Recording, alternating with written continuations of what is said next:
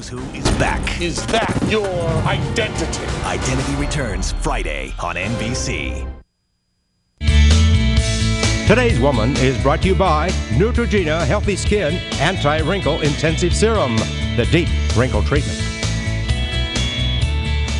This morning on Today's Woman, dealing with your own personal tug of war. Many women find no matter how much they do for their children, their parents, and their husband, it's just never enough, often resulting in guilt for letting their family and friends down. Well, psychologist Dale Atkins offers her help with her new book. It's called Sanity Savers.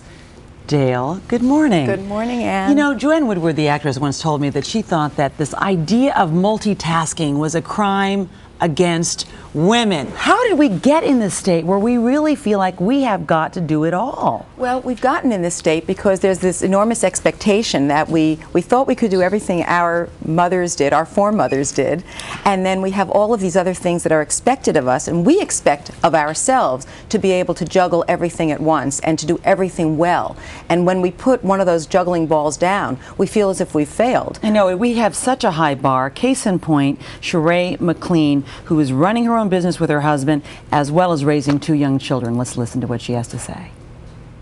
My husband and I bought a startup business a little less than a year ago. Between the hecticness of running a business and then having a 1-year-old and a 3-year-old and a husband, I do constantly battle between this internal tug of war. I find that even on my best days, I still find myself tormented with guilt.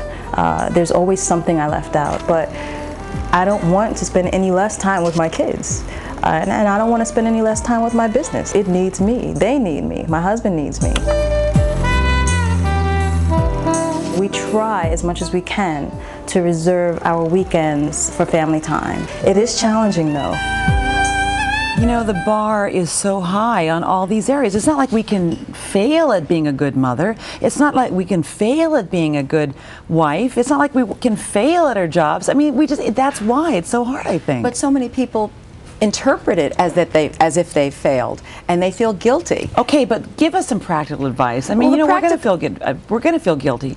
Give us a way out of this, Dale. Well, first of all, I don't think we have to feel that the guilt that we feel from time to time is deadly, because a little bit of guilt is not so bad. It kind of keeps you on track. But when you focus on that guilt and define yourself by that guilt, then you're really in trouble. I mean, Shiray did a wonderful thing. She said that she reserves the weekends for herself, her children, her family. I'd like to see her spend a little bit more time with herself and taking care of herself so she has more to give. Because so many women feel that, you know, they wake up feeling whole, and by the end of the day they feel like Swiss cheese because somebody took a piece and a piece and a piece, and there's very little left for Can I tell you, themselves. yesterday I had to make some homemade brownies for my son's bake sale today, and he wanted them to be homemade, so I went to the store and got all the ingredients, and I'm so busy, I left the bag of groceries at the grocery store. I mean, that's how crazy it is, and I know that that it happens to a lot of us. So, you know, I think that and on top of that, some of us have to deal with aging parents and making sure that they're healthy, and you had this experience yourself, and that pulls at you as well. It does pull at you, and you're again, it's a little different with aging parents and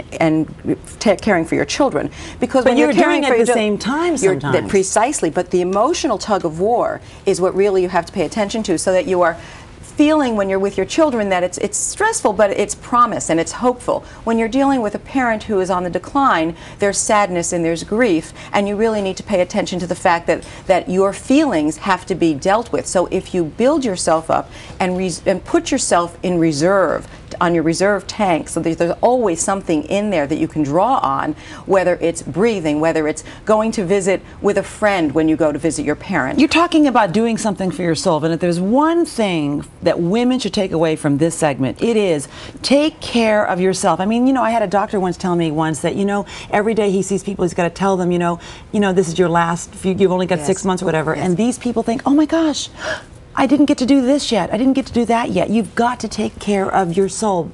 Right? Exactly, and give yourself permission to do this. Exactly, and for many women, that means getting a wonderfully strong support group around them, people they can depend on, and they have to be able to make that call and say, you know, I really need your help tonight. I'm coming back from taking care of my mom, and I'll probably be back extra late. Can you make extra lasagna and send it over? Or don't feel terrible if you call in for a pizza. I mean, what happens is that we often blame ourselves for that which we are not doing, and don't pay attention to the many, many things that we are doing that require so much of us. And not only our emotional tug of war, we're thinking, we're planning, we're here. Stay a little bit more present rather than when you're with this person thinking of the 5 things you need to do in the next hour. Right. Stay present because you will enjoy the interaction. And also, caregiving does not have to be so awful. You can really engage the person and be with them at that moment and say, what am I learning and what am I getting from the opportunity to give to this person and to be there in a way that they need me, even when you're doing things that you never thought you would do for your parent. Right, right. Dr. Dale Atkins, thank you so much. Just one last note. There's a reason why it's called a Sabbath. You're supposed to stop